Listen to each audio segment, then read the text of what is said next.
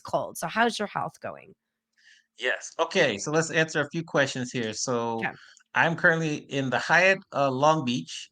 I'm Mhm, here to work a conference, the California Charter School Association. I'll be their mhm, opening DJ tonight, and I'll be their conference mediator or panelist moderator tomorrow morning. So I got double duty, which is awesome. That's what I love to do. mhm. And I am kind of coming to the end of this cold, so I'm feeling much better. Just a few sneezes here and there.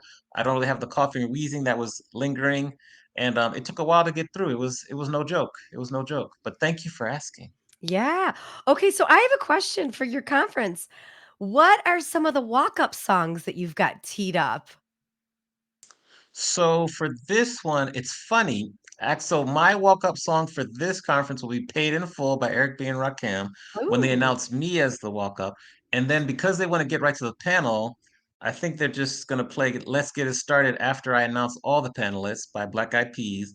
And then I have to I have like a portfolio. I have like questions to ask them. I have to introduce them. So for the opening session, I'll just kind of play my normal kind of opening music or whatever and mix in some things. So I have a couple of new songs I might try to sneak in there. I have a Taylor Swift remix. I have another Afrobeat song. And then for the panelists, I just have questions to ask them, kind of like how we're having a conversation today. Mm, you're good at that. You're just a real pro investigator on those panels. That's great. Yes, yes. Thank you. Yeah, I like that you've incorporated Tay Tay too. She's lingering. She's just lingering and singing. I love it. T Swizzle. I call her T Swizzle, but Tay Tay, yes, yes. So, yes, much love and respect to T Swizzle or Tay Tay. Mhm. All right. Well, I have a lot of questions written down. Matter of fact, I have to grab my notebook to get them. But I am super excited about our guest because she is a wealth of knowledge, and I have all the questions. So, who are we speaking with today? Well, we have an educator turned entrepreneur, brand strategist, a social media maven. That's my name for her. She didn't call herself that. You may have seen her on many stages before. Every time she hits the stage, she drops so many knowledge nuggets. You might have seen her on stages with Ryan Serhant, with the California Association of Realtors, with the Women's Council of Realtors. She's a co-host to a really cool podcast called Not Nice Clever, and she is committed to helping you level up your mind, your brand, and your bank account. So I want to bring Candace Carciopolo to the stage. I'm Yes. So so round of applause. excited to be Candace is here. here. Normally, if I was in studio, I'd have my little applause button, but I don't have it I with love me it. here today. So I'll add it post. We have so many questions to ask. Mandy, well, first of all, Candace, I'm curious. Let us know where you from, where did you grow up, and maybe Yeah. what's your fondest memory of high school? Oh, high school, Ooh, interesting, very okay. fun. I grew up in Hacienda Heights, California, and it's a suburb of LA, and my fondest memory of high school, this is gonna be embarrassing, but I was in color guard, and I loved going on the field with my flag and my glitzy outfit, like, that was so fun for me. And I'm a total introvert, so it doesn't seem like it would be fun for me because, it was, like, so flashy, but I love just that being with the band, the music, performing, that was definitely, like, a highlight for me from high school.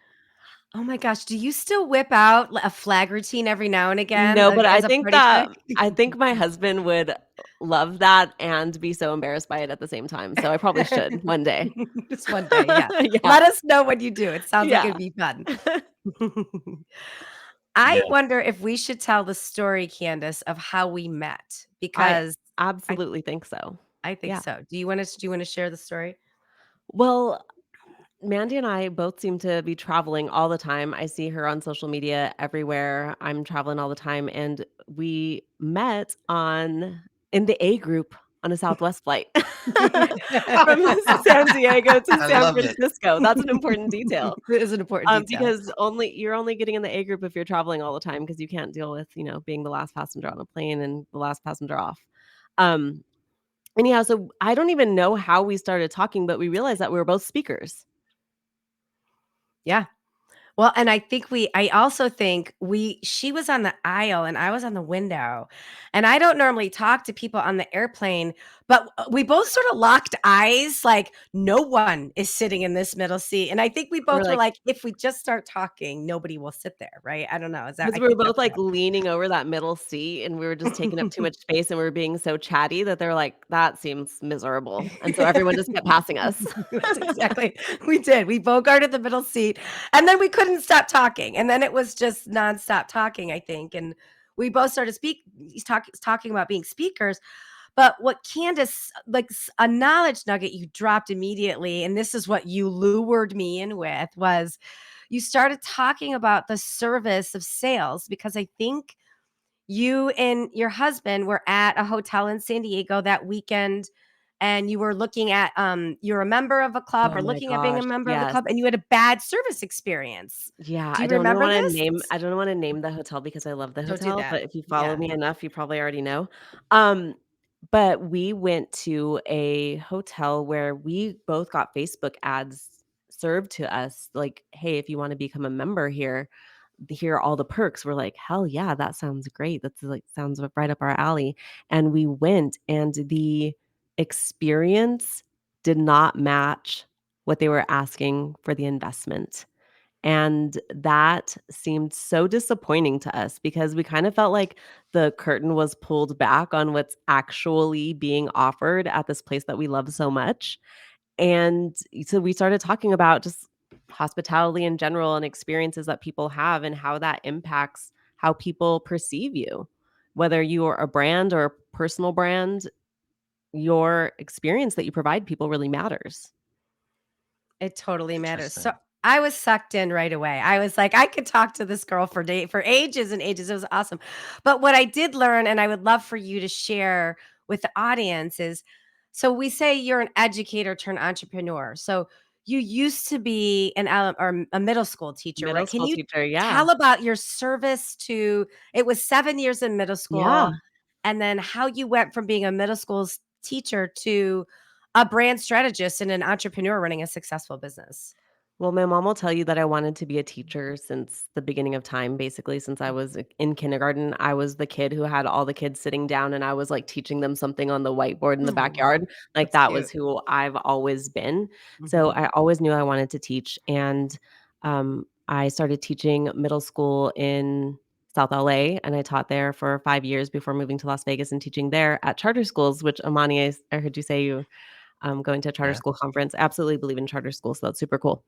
Anyhow, I was doing that for 7 years, and within that, I always loved being able to work on kids with their mindset, like, helping people to understand that they can have, do, or be anything that they want to, and that really mattered to me, and I got to do a lot of really cool stuff with my kids. I was always innovative. I was that teacher who was, like, trying the next thing, so, um, I remember I heard about this practice that they did at Google, and it's called 20% time.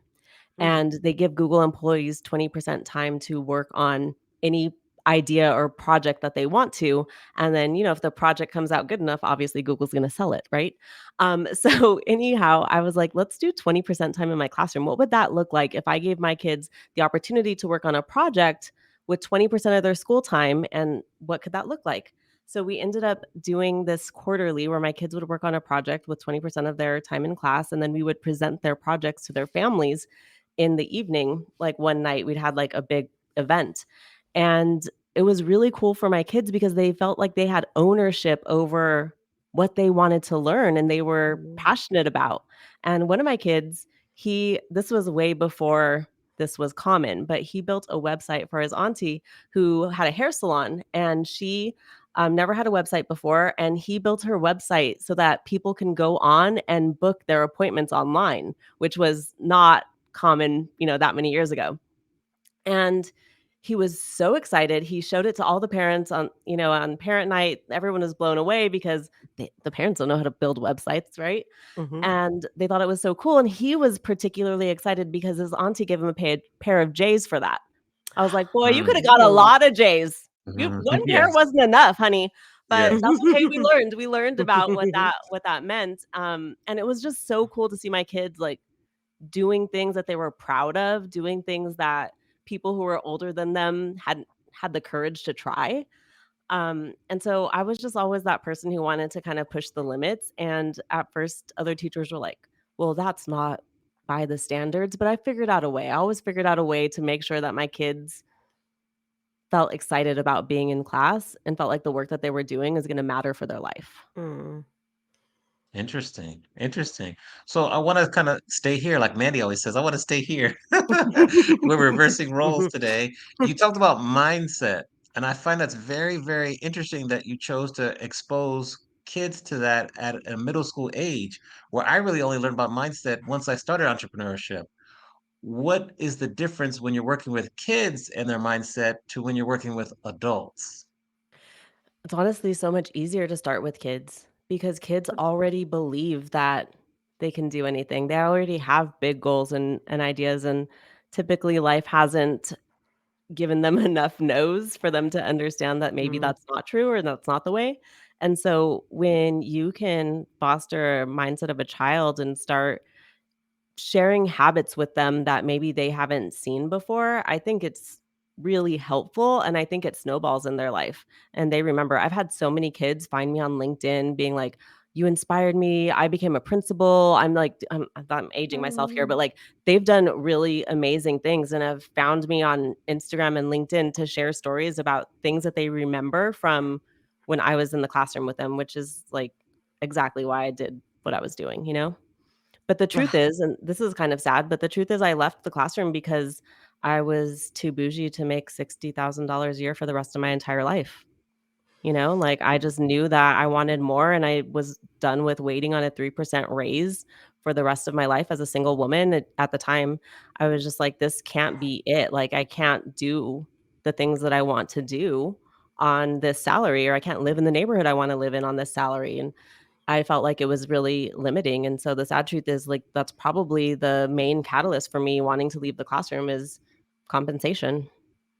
Mm, I think it's so cool though that I think so many times we're afraid to be like, I just want to make more money. Like there's nothing wrong with that. There's nothing wrong with making the money that you're worth or just stating that or going for that. I love that. I just, high five to you on that. And so I want to, go through that transition. So you're in education, you're in the nonprofit world, you Mhm. hire a coach. Like, Yeah. what was that moment where you were like, okay, like, Yeah. coach, I see this. This is so clear to me. So, I was in the classroom, and at the time, a nonprofit had come in, and I think they came in at a time when my kids were showing off their projects, and they thought it was super cool, like innovative classroom. And they actually were in my classroom, and they're like, "We actually want you on our team." And Mm. so I went through the interview process with the nonprofit, and I ended up working for them for 5 years, which was great and an amazing experience for me. But at the nonprofit, what I did was I worked mainly as a coach. So I coached teachers. Mm. And coaching educators was really fun for me, but when I was working with them, I realized I can coach anyone. You don't have to be an educator because what are we doing? We're setting goals, we're backwards planning, we're setting action plans, we're measuring data, and like those skills are skills that I can use outside of education. And so all teachers have a side hustle because they don't make enough money. And so Mhm. teachers were reaching out to me saying like, "Oh, I want to start this t-shirt business or a yoga business or this business. Do you think you can help me with what you do in the classroom? Like, can you help me set my goals for my side hustle?" And so I started doing that for like, I don't know, $100, $200, just helping them on the weekends Mhm. or after hours with their plans. And I was like, this is what I want to do because I loved being able to help them make a plan to make money. Like, Mm. "Hey, like, you don't have to wait on anyone to tell you how much you're worth. We can make as much money as we feel like, and we can do that by setting a plan." And so I got really excited about that, but I realized that they wouldn't take action on the plans if they didn't feel worthy. They didn't take action on the plans if they felt like this plan was too big for them. Or Mm. there's, like, this weird thing with educators too that I felt this for a long time when I first started my business was that, like, if I made more money from a client than I made in a month in the classroom, I felt like it was unfair. Ooh. Where do you think Like that like comes I from? like, back in the day, if I charged a client $5,000, I'd be like, "It takes a month to make $5,000." Like, oof. you know? Mm, Like, it was my own limited belief because that was the most money I'd ever made at the time, and, like, mhm, I would just feel a kind of feeling, and I know I held myself back for so long because of that, and so a lot of the teachers I was working with had that similar mindset that was holding them back from even just making, an extra $1,000 a month. And so I saw online that you can become a life coach and life coaches can help people to overcome some of the mindsets that are holding them back. And I was like, "Ooh, I want to do that. I want to learn all about that." So I became a life coach and I decided that I was going to leave my nonprofit job and just do life coaching full time. And at the time I didn't have enough information to know that this was not a great idea. Um, but I just made a backwards plan. I was like, "Okay, I could do this. A backwards plan in 6 months, I'm leaving my job. I'm gonna save this much money, and I'm gonna leave my job, and I'm gonna make it happen." And I did. And the first year was great. I matched my income in my first year. I worked way less than I did as a classroom teacher. I matched my income, so that was cool. But the second year, everything kinda dried up. My warm sphere had already hired me. I had exhausted them. mm, And so with my last bit that was left on my credit card before I had to call home and move in with my parents in my mid-30s, hmm. I swiped my credit card and I hired a coach, and she basically told me, "Candace, I want you to go live on Facebook every day for the container that I was in," which was a 6-month container with her. She's like, "I want you to go live every day." And I was like, "What am I gonna go live about? What am I gonna talk about?" She's like, "You'll figure it out." Okay, I'll figure it out. She's like, Mhm. "Whatever you do with your clients, just do it live. Just click record and say whatever you say in a session." And so I ended up going live 137 times in 180 days, and my life and business changed forever. And I didn't know what I was gonna talk about. I didn't know what I was gonna say. I didn't have a plan. I was just like, "I'm just gonna talk about what I talk about to my clients and see Mhm. what happens." But people started paying attention. They started listening, and it wasn't a lot. Like, the first time I went live, I think 3 people listened, and one of them was my roommate, and later she admitted that it was, like, playing in the background, but she wasn't really paying attention, you know? Yeah. And I think that when people start creating content, that keeps them from continuing because it's true. 2 people are gonna watch. It's true, 1 person's gonna watch. It's true, no one's gonna comment. Like, all of that is true, but if you can push through, what's on the other side of that discomfort is so much opportunity. And and that's what I like to help people figure out the mindset, push through the part that's hard or messy, and see what's available on the other side of their fear. I love that. I love that story. And I think it's so true. Like people are so worried about how curated it is or how perfect it is. How long were these lives that you did I think, an like, 10 average? minutes. I think, Yeah. like, I don't know, 10, 15 minutes, maybe they grew longer as people started watching because, eh, over a period of time, people started saying, "Oh, can you talk about time management?" Or, "Oh, can you talk Mm, about this?" And they started giving me ideas of things to talk about because they expected me to be on every day, and, like, I just became, like, their friend that they carried in their pocket. And mhm. that helped me to uncover who I was as a business owner, entrepreneur, as what I cared about and what to kind of go back to the life coaching thing. So I was life coaching for a while. And then when I discovered the power of content and I discovered the power of branding through that kind of going live process and kind of figuring out who I was like, ooh, this is what I want to teach people. I want to teach people how they can captivate an audience by the content that they create, and it can serve them in so many different ways. Like, one, just like filling your cup because you're doing the thing that you love to do, but another way is also creating opportunity for you to make money. Mm. And so I switched to branding and specifically real estate agents, which is kind of interesting how that happened. But just real estate branding specifically happened probably about 4 years ago, and that's kind of the space that I've been in, and it's been incredible to be able to meet so many people from across the country because of content and have opportunities because of content. Ah, it's brilliant. Now, yeah, now how did your that's an amazing story, by the way. What was the transition from after you finished your 134 days live? How did your business grow then and what happened next? What I realized was that I had momentum. And that's what everyone needs, right? Is momentum. You're just feeling like things are starting to fall into place. People are starting to talk to me. I wasn't having to chase people as much as I had previously. And that's when I was locked in. I was like, "Oh, this is all I had to do? Be consistent, show my face, tell people what I actually care about." Um, and so my business changed because I wasn't chasing, I was attracting.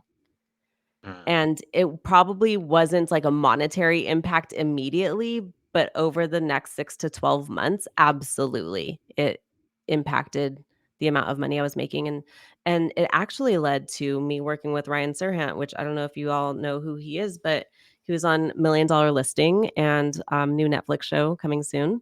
But the way that we were able to connect is his team was hosting a Serhant Clubhouse Yeah, room back in the day Clubhouse. during 2020, yeah, during the pandemic, they were hosting a Clubhouse room, and they were talking about branding because Ryan's huge on building personal brands, and I raised my hand in that Clubhouse room and answered a question that was directed to the Serhant people. I answered it anyways, and in my DMs was the vice president of Serhant Ventures saying, "Hey, we need to talk," and they looked at my portfolio, which is my online presence, stalked me a little online, and they're like, "This is the woman who does what we do.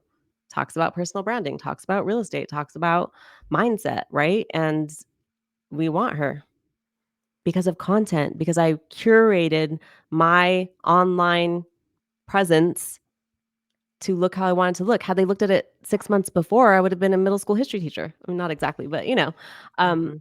Yeah. so it's really about positioning yourself, and that led me to, being able to have so many cool opportunities working with them. Now, before Mandy asks her question, I just have to follow up. Do you advise your current clients that you work with now to do a similar type of quote unquote challenge about going live a certain number of days? And what are some of the success stories you had from your clients? Yeah, I mean, I don't back then, that was Facebook Live. I don't necessarily tell them to go live for 6 months, but I do typically start my clients off with going live for 30 days because I think that in those 30 days, you can understand that especially going live, you're not focused on editing, you're not focusing on everything that's being perfect. You're just focusing on talking to your people, talking to the people that already exist within your sphere and understanding what they find valuable. So, yes, I absolutely recommend that. And my clients have found that there's more engagement on their content, that they are starting to understand there's not a you don't always have to chase. That content allows you to attract. And chasing has that desperate energy associated with it. And when my clients have realized they feel the power of attracting, then literally you could see a difference in their face. They're Mhm. not holding on so tightly, they're not so desperate that more people are curious about them, asking about them, wanting to work with them, and seeing them as a leader, and it's really developing thought leadership. That term is sometimes scary for people because they're like, "Well, who am I to have this message? I just have my own story." But your story can really impact another human being, no matter how big or small the story is. And so when my clients can begin to feel that, they just start showing up in a different energy. And I really truly believe that that's what allows them to attract the business that they want and work with people that actually align with them, which also is huge. Interesting. Go ahead, Mandy. Yeah. Well, that's half the battle. And you've said this so many times that I just want to call it out of what is powerful is you're not chasing, you're attracting. I don't think that can be said enough the way you're saying it too, because the proof's in the pudding and how you're doing it. So you interact with so many people in the real estate community, and I see it. And if you're not following Candace, her Instagram is rolling on the ticker here. You have to follow her. You will get so many tips, but it's fascinating. I learn a lot about real estate just from watching it, but I'm learning a lot about social media too. You're interacting with so many real estate people and other industries. So you don't have to name names, but for those that are doing it right, what are a couple things they're doing? And for those that are doing it all wrong, and I'm sure you're seeing that, what are people doing? So, like, maybe just a start, stop, go kind of thing. Yeah. Okay. If you're doing it right, you have a clearly defined audience. You know who you're talking to. So I like to use this example. Mandy, let's pretend my phone rang right now and we were in person. You and I were standing next to each other and my phone rang. Okay. And I grabbed my phone. I'm like, yeah, okay. Here, Mandy. And I just handed you my phone. Okay. I took it. Yeah. Hello. But you're kind of confused, right? You're like, Right. hi. But what if I was like, "Hey, Mandy, this is my friend, and she's thinking of moving to San Diego, and she's also a dog mom like you, and she's really into traveling all over the country. She loves like beautiful hotels. Can you talk to her?" You'd be like, I, yeah. Yeah.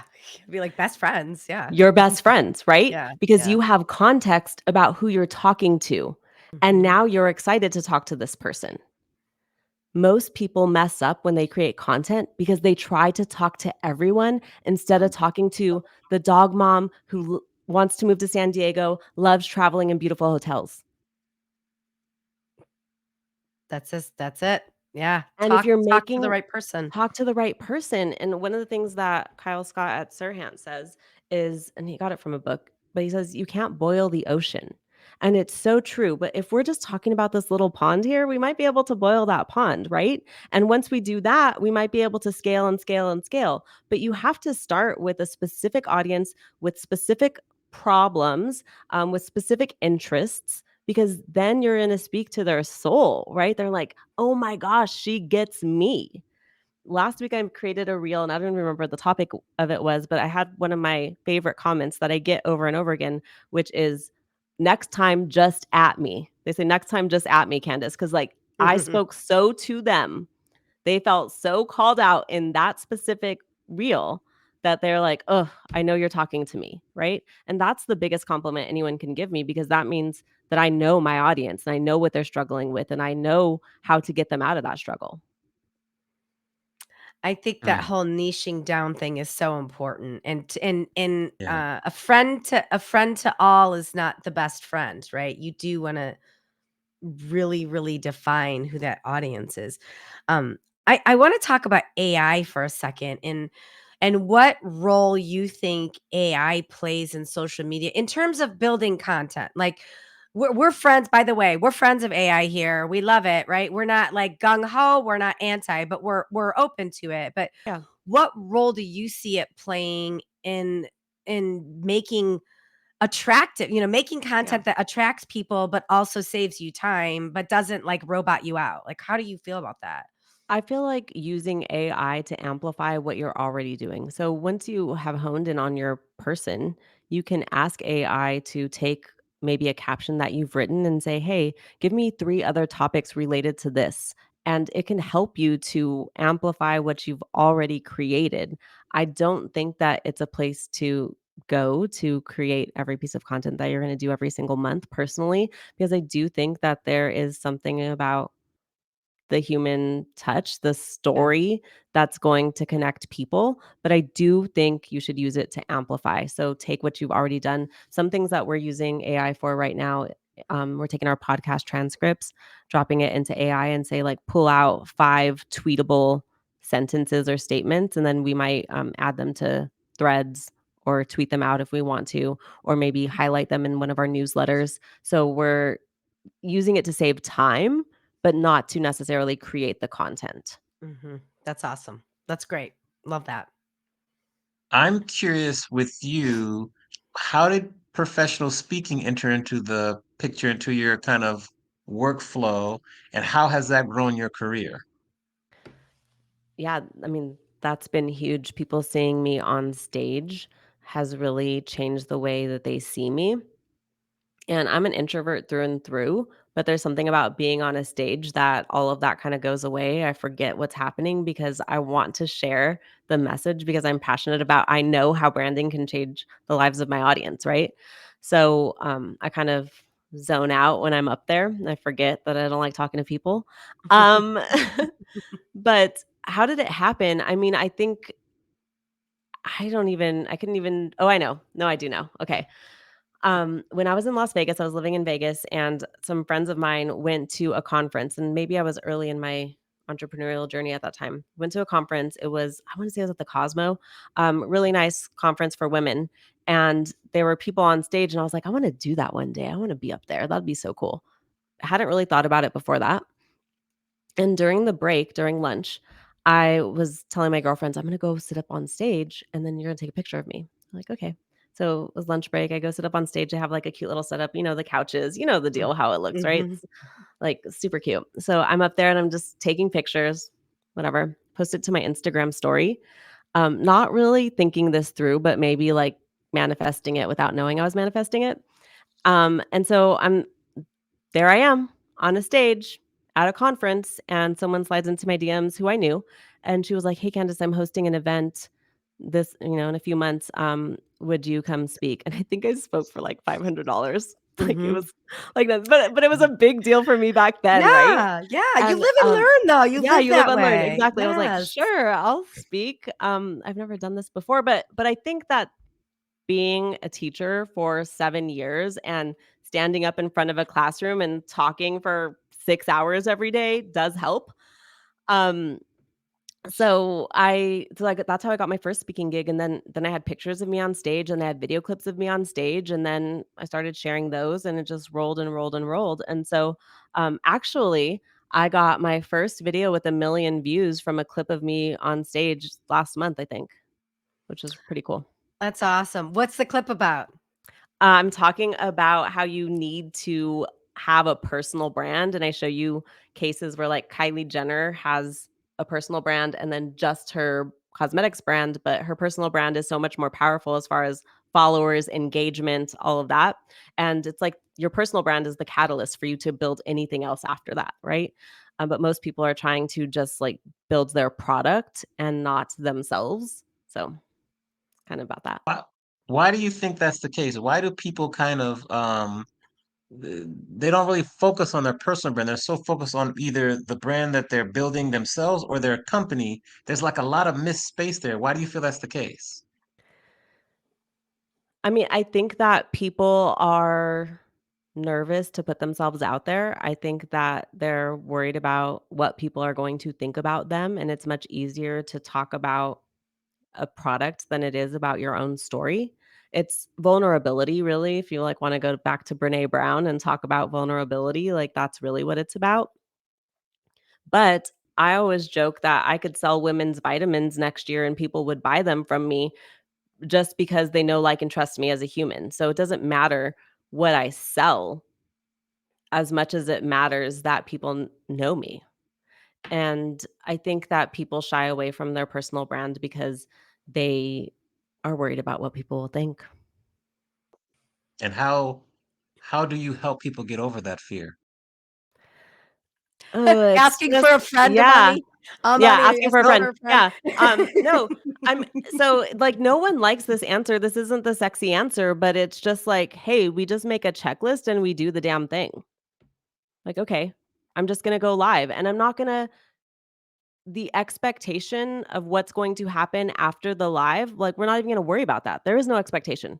We're just gonna do the thing that I'm supposed to do. So, go live and talk to my people. Okay, check.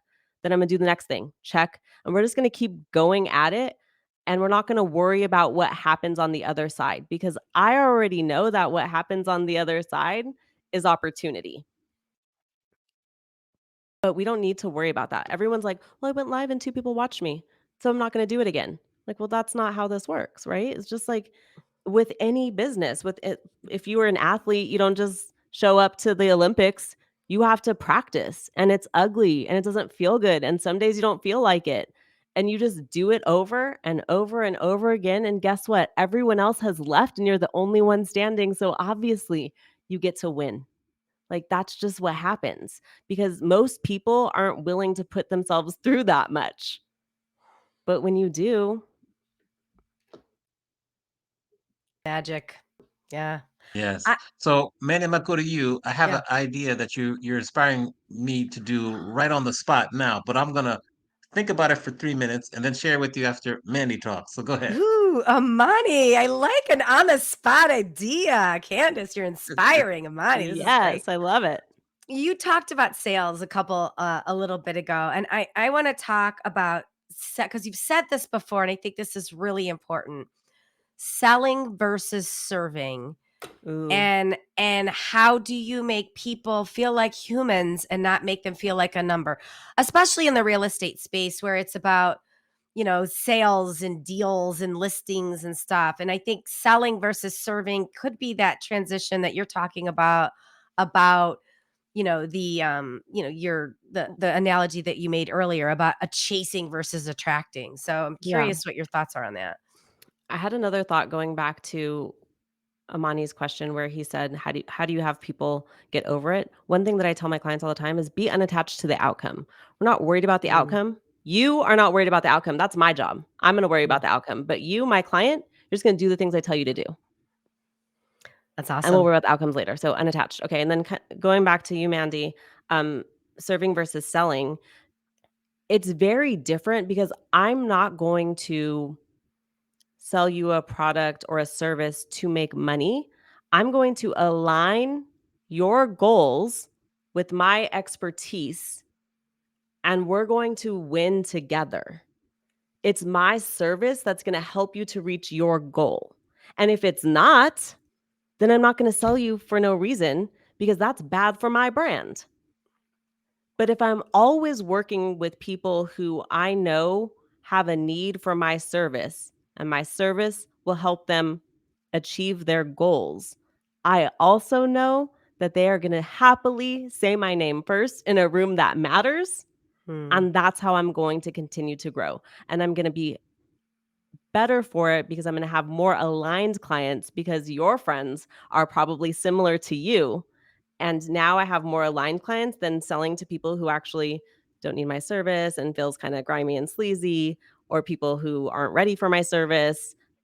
So coming from a place of service, helping people align their goals, knowing what their goals are, and being honest about that has always been beneficial to me. And even there's been times when I go on a consultation and I literally would be like, I honor your story. I love that you took the time to share this with me, but I don't think that you're ready for this. But in 6 months, if you feel like you are, like, come back to me. And they've absolutely come back because they're like, you could have just sold me right there. I would have paid on the spot, but because you were Mm, honest with me, and they probably sent me their friends ahead of them, right? Because hmm. they are always going to trust me. And that matters more than anything. People buy from people they trust. Yeah, that's good. Yeah. Yes. Okay. So, as we shared in the green room, I'm releasing this book on the disappearance of Black R&B groups, and your story about how you went live every day for 134 days. 137 days out of 180. I was supposed to do 180. Excuse me. Yes, 137, 180. I heard 134 for some reason. Mm. And there's like 66, 67 groups in that book. So if I went live every day for 67 days to highlight one group, like as a coach, just so people can experience what your coaching style is, how would you coach me through that and walk that idea out to perhaps real life? I would say today you send out an email to everyone on your list and say, hey, next Monday I'm starting to go live with 67 artists in 67 days, and drop some of your favorite groups that you want to hear about. I'm spilling all the tea where there's nothing that I'm holding back. Hope to see you there. If you have a friend who's interested in this, pass this newsletter along. And I would hop on my Instagram stories and just say you're doing it. Why? Because then you're accountable to all those people who you just committed to. Mm. And then, like, have fun with it. Like, you're already passionate about this more than anyone else. So I would just hop on. I would say, hey, I'm gonna do this for 15 minutes. I'm always gonna do the why am I talking about them? Just like the regular questions, right? Where, when, why, how. Just starting there, reporting on it, let that live in a feed somewhere, and be excited, make your audience feel like they're part of it. Hey, who do you want to hear about tomorrow? Oh yeah, they're on my list. And that's it. And then obviously at the end of every single one being like, "Hey, in about 70 days the book is coming out. So if you want to hear more, you're teasing it." And then I would be way more sophisticated about it. Now I'd be like, And then when I'm done, I would put the transcript in AI and be like, hey, what are the tweets that I can pull out? What can I tweet? What can I put on threads? And use the content of what you're talking about to write the next book. Amani, do it. You got to do it. 66 Yeah. days. Yes. Interesting. Okay. That's good. And like the I main still have thing so is many. don't overthink it. Like you Yes. can't Yeah. get it wrong. You can't get it wrong. When you look at like content in the social media world currently, I'm just curious your opinion. Like, what apps are you following closely? Which ones are you a little bit wary about? Kind of where do you stand in that sort of environment? I don't care. There's always going to be a new app. One app is always going to be old. There's always going to be something that's shinier. I say at this point to go make the type of content that makes sense for who you are. So I love my podcast. Like that is like my home. That's my safe space. I don't even know what I talk about on my podcast half the time. It's just like me and my friend talking. So I love podcasting and I also love short form videos. So I'm on Instagram, but there's no wrong place to be. It's really about what can you beyond that's sustainable for you? What aligns with how you like to share your ideas? I also forced myself to start writing. And what I found was that was really helpful for me to get Hmm. even more clear about my messaging was by forcing myself to write, even though I don't consider myself a writer at all. But I started writing blog posts that really helped me to hone in on my message. And so there's many, many forms of content. They all work. It's about your consistency. Love it. Love it. We're to the point in the show because we're going to save some time in the back because I know Mandy and I have extra questions. So we're going to do this a little earlier. We're to the point in the show where we flip the script and allow you to ask both Mandy and myself a question. It could be the same question, different question. Nothing is off limits. So, who do you want to ask a question to first? I would like to ask Amani, and obviously, I'm always trying to garner people's expertise. So I'm just going to selfishly ask you after this 30 or so minutes together, what would my walk up song be for a stage? What would you Oh, pick that's for me? good. That's a good one. Mm. What would your walk after I've talked to you for like 30 minutes? Well, we're What's officially the at 40. vibe? This is your area of What's the vibe? expertise. Ooh, okay. So let me think here. I think I have to do a mashup though, because it's really hard to pick one song because Ooh. you've kind of Ooh. like Okay. we'll take a little sprinkle of like Tina Turner Simply the Best, and then Okay. I'm trying to think of another song that has to do with like vision. I want to say Mariah Carey, Vision of Love, but that's a different kind of vision. And then also just like you consistently are talking about like mindset and not overthinking it. So it would be like Black Eyed Peas, Let's Get It Started, something like Just Do It or Yeah. whatever. So a kind of little mashup for that. That would kind of be my 3-song medley for you. And Ooh. I'll keep thinking on it too. I like it. I like it. I may need some consulting on that. We can do it. We can do it for I love sure. it. I like the Tina Turner. That was a strong I like that. I think you lead with the Tina Turner though. That's good Yeah, stuff. Yeah, yeah, I love yeah. it. Agreed. Hmm. Okay, Mandy, what is the thing that is nagging you about your life or business right now? Ooh. I'll very frank. The first thing that came to my mind is our distribution channel for our podcast. Amani and I talk about this all the time. Is we have this live show. We love it. We've been doing it 2 years. And we are on all the different platforms, but I don't think either one of us have investigated, we just haven't taken the time that we want to or need to figure out like how is this best distributed and analyze the metrics. And I know it's a great show because we have a fun audience and we have great guests like you and we love doing it, we enjoy it. So that's nagging me because Yep. I know we're not giving it its potential. I know Are you if guys it, coming yeah. to the conference with me in LA that's next week that is called Podcast Evolutions? No, Oh, I with Mo podcast movements, right? Yeah. Yeah, I yeah. so I I've spoke to. Go ahead, go ahead, go ahead. Yeah, yeah. So my podcast is like this is like my baby right now. Like this is the thing that I'm so committed to growing. And mhm, so the thing that I have seen happen over and over again in my career is that when I'm in community with people who are freaking doing the damn thing the way I want to do it, mhm. that pushes me, propels me forward. So I'm committed to going to at least 2 conferences with podcasters every year starting this year. And so the first one we're going to is there. So I would say that. And then have you guys checked out Listen Notes to see where your stats are? No, not yet, but we're writing it down as we speak. So listen Yep. notes, Check yes. out Listen Notes. This was really exciting for us. We're 155 episodes in, and we just realized that we're at the top 3% of podcasts, which is amazing, which Good also for is like, you. why aren't we telling sponsors this? Because right now we don't have sponsors. We cover all the costs on our own. Yeah. I mean, we obviously get clients from it, so we are making money from our podcast, just not directly. But why not? So these are all things that I'm thinking about as well. And I would just say get in community with people who are performing at the level that you want to. Yes, I love it. You know, it's funny. I did look at that podcast Well, you conference. should come. I have another conference next week that I'm speaking at, but it's a good reminder. I like the kick in the pants, Candace, because it is a good reminder to just relook at other podcast conferences because I'm the same way.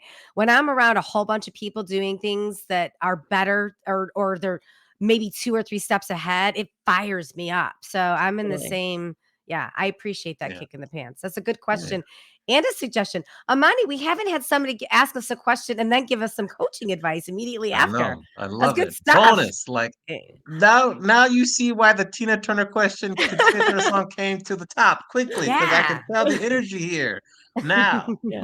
Candace, when you were 21, where were you living? Were you in school? What were you doing when you were Yep. 21? So when I was 21, I was living at home with my parents. I was probably in my last year of undergrad at Cal State Fullerton studying Yes. child development with an emphasis on education, and then getting ready to go to grad school. I went to grad school probably the year after that. Um, Okay. yeah. Good. So that was why I asked that question on purpose, because I wanted to get a quick shout out to Cal State University Fullerton because I teach there. You went there, so I could tie Yeah. that in. Mhm. Well, we're going to go to the TSU at Cal State University Fullerton, and we're going to talk to Candace, and we're going to ask Candace, based on what you know now in 2024, what advice would you give and share with 21-year-old Candace? 21-year-old Candace was very achievement oriented. Mm. Um, and I don't wanna say that I'm not achievement oriented anymore, but back then, what achievement looked like was someone gave me a diploma, was someone gave me a certificate, was someone gave me the raise. And what I realize now is that I get to decide at every age, at every level, at every stage in my life where I want to be. And there's no gatekeeper to that. Where I think before I was like, I'm this person that has to go through these levels. And when the levels happen, then things unlock. And what I've realized is there are no levels except the ones that you create in your mind that actually don't exist. And whatever it is that you want, you can literally have right now without anyone's stamp of approval or permission slip. And I learned that permission slips were bullshit when I was a teacher. And I was like, oh, I'm the one giving permission. This is definitely bullshit. This is not real, Who right? let me do this? Yeah, Yeah. who let me do this? Like, what authority do I actually have? None. And so that's literally how I learned that permission slips are bullshit. And I always joke with my clients and with other people, permission granted. Oh, you wanted permission? Permission granted. Take the Yeah. next step. Yeah, Okay. it's Good great. advice. And then my follow-up would be, for you specifically, because you've spoken about mindset and books, if you're going to recommend 3 books that Mm. people should read if they want to improve their mindset or their personal development, what 3 books come to mind? Think and Grow Rich, Super Attractor. I'm going to do 2 Gabby Bernstein ones, and The Universe Has Your Back. Nice. Super attractor. That's Gabby too, also, right? Yeah, yeah, yep. Okay. Mandy, over to you. Well, I have 2 questions. So one is you talk a lot about being an introvert, and, you talk a lot about that on your podcast. So can you tell everybody a little bit about your podcast first and then explain the introvert part of it? Yeah. Mm, So, my podcast is with my podcast partner, Kat, and it's called Not Nice Clever. We talk about branding, marketing, money, and manifesting, all of my favorite topics, and kind of through the lens of being introverts in this space that people believe is only for extroverts. Because I think that if you call yourself an introvert and you see someone making a podcast, you think, oh, that person must be so. I'm shy in real life. Unless I'm talking about things I care about specifically, I'm probably not gonna talk to you. I'll be bored. I'll just ignore you. Um, I won't know how to I can't start a conversation with small talk, like, that's not a thing for me. It has to be we have to get in deep or I'm not interested. Um, and I don't like new spaces with new people. So, for example, when we're going to this conference, this podcast movements conference that we've never been to before, it's going to be me and my podcast host, who's also an introvert, in front of hundreds or thousands of people. And we're going to be like, oh, this is weird. How do we talk to new people? Like, all of that is going to come up for us. And so we just like to create the space on the podcast to talk about that. Like, yeah, it's normal, I think, to feel strange walking into a room or to not know how to start a conversation or to not want to go somewhere because you don't have your safety blanket friend with you. Like, that's a normal thing for many adult humans, and Mhm. it's okay, and you can still build a successful brand even with those feelings. And actually, content has really allowed me to be able to push through those feelings and still get my message across because I'm just sitting in my own office right now talking to two people, which is way less intimidating than having to go to a space where everything is new and uncomfortable. And now I just get to connect with your audience in the safety of my own home. And this episode gets to play over and over and over again while I'm sleeping. People are listening to my voice, hearing my story, following me on Instagram, sending me a DM. Like, this makes it sustainable for me. Yeah, that's good. I appreciate that. I think more people are introverts than they let on. And I think there's some embarrassment about that, but there shouldn't be because there's an energy management piece. We interviewed Aaron King a couple months ago who talked all about energy management, but there is an energy management piece with the introvert extrovert or an extrovert extrovert. There's everybody's managing their energy in some way. And it's like claim your tag. It's all good. It's all It's good. all good. Yeah. And I think that being transparent with my audience, like, hey, I'm on do not disturb today, or I'm laying on the couch watching Dateline all day. Don't talk to me. Like, they just laugh. It's funny. It's like our little thing that I talk with my clients about or talk with my audience about. And they feel like they get to know me more. That's awesome. Well, speaking of getting to know you more, what can we do to support you, to lift you up, to continue to help you catapult in these next levels of adventures you're on? Say my name first in a room that matters. That's So it. That's Yes. simple. the best So thing you could simple. do. So simple. What can I do for you guys? Thank you for having me today. Candice Yes. Carciopolo. I want to say it the right way, though. Say your last name again. I want to say it the right way. Okay, so we went to our honeymoon in Italy and everyone said it like this, so I feel like this must be it. Carciopolo. Carciopolo. Mhm. Okay. I, Carciopolo. Carciopolo. Carciopolo. Good. We'll say it 3 times. Carciopolo. All I right. like I Well, like when we get serious too. Carciopolo. Carciopolo. Yes. Yes. With the serious, deep voice for There radio. you Yes. go. Yeah. Well, Candace, this was a pleasure. This was a Yeah. joy. This was such great information. We have to have you back again.